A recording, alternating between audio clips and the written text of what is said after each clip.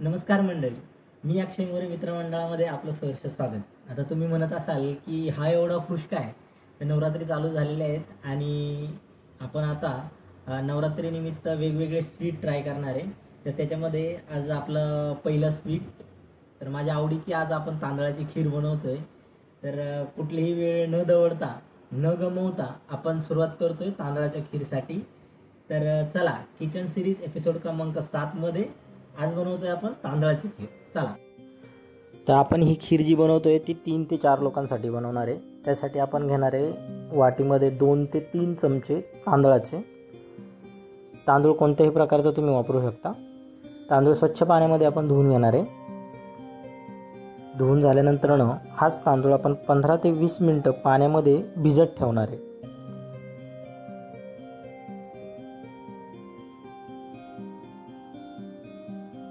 खीर बनवताना तांदूळ खूप चांगल्या पद्धतीने भिजायला हवा, त्याची काळजी घ्यायची.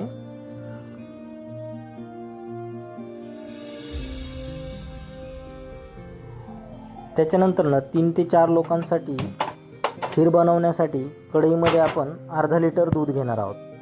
दूध स्लो आचेवरती गरम होण्यासाठी ठेवणार आहोत.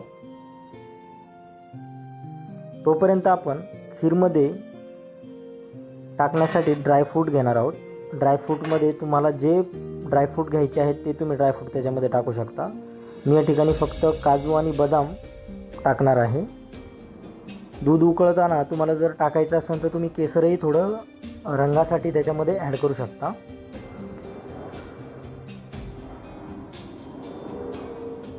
ड्रायफ्रूट कट करून झाल्यानंतर आपण ड्रायफ्रूट शिजण्यासाठी दुधामध्ये ॲड करणार आहोत. तुम्हाला ड्रायफ्रूट पूर्ण टाकायचे असेल तर तुम्ही फ्राय करूनही त्याच्यामध्ये टाकू शकता. आपले तांदूळ भिजून झालेले आहेत. आपण तांदूळ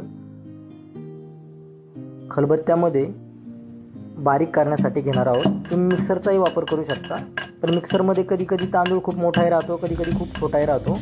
पण आपल्याला रव्याच्या आकाराचा भसरट असा तांदूळ हवा आहे. आपला तांदूळ कुठूनही बारीक करून झालेला आहे. तर आता दुधालाही उकळी फुटलेली आहे. तर कुटून झालेला तांदूळ आपण दुधामध्ये मिक्स करणार आहोत.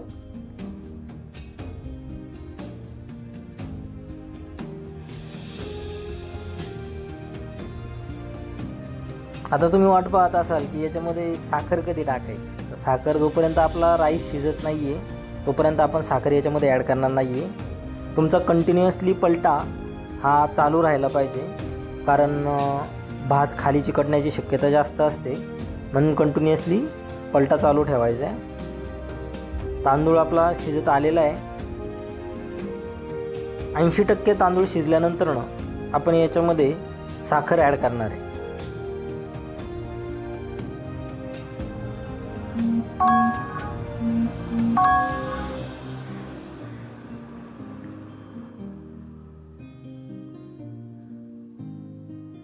आपला तांदूळ 80% शिजलेला आहे. तर आपण आता याच्यामध्ये ॲड करणार आहे साखर. तर 1 मोठी वाटी साखर ॲड करायची. आता तुम्हाला गोड किती हवं आहे याच्यानुसार तुम्ही छोटी वाटी साखर याच्यामध्ये ॲड करू शकता. साखर पण थोडीशी शिजून द्यायची आहे, म्हणून अजून थोडा वेळ 5 ते 10 मिनटं तुम्ही स्लो आचेवरती ही खीर उकळून द्यायची आहे. यावेळी तुम्ही इलायचीचा कूटही ॲड करू शकता. मी तुम्हाला म्हटलं ना की तुम्हाला जे जे पदार्थ हवे आहेत तेवढे तुम्ही ॲड करत गेलात तर त्या पदार्थाची चव अजून वाढते. पण आपण साध्या सरळ सोप्या पद्धतीने, कोणालाही साध्या पद्धतीने बनवता येईल अशा प्रकारची खीर या ठिकाणी बनवणार आहोत.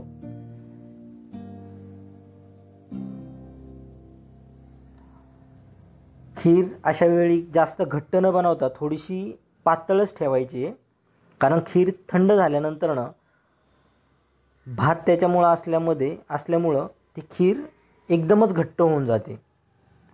आपल्याला केक बनवायचा नाही आहे, तर आपल्याला खीर बनवायची, त्याची काळजी घ्यायची. आपली खीर तयार आहे. तर ह्या रेसिपीनुसार तुम्ही नक्की घरी खीर ट्राय करा आणि घरच्यांना खायला घाला. भेटूया पुढच्या व्हिडिओमध्ये.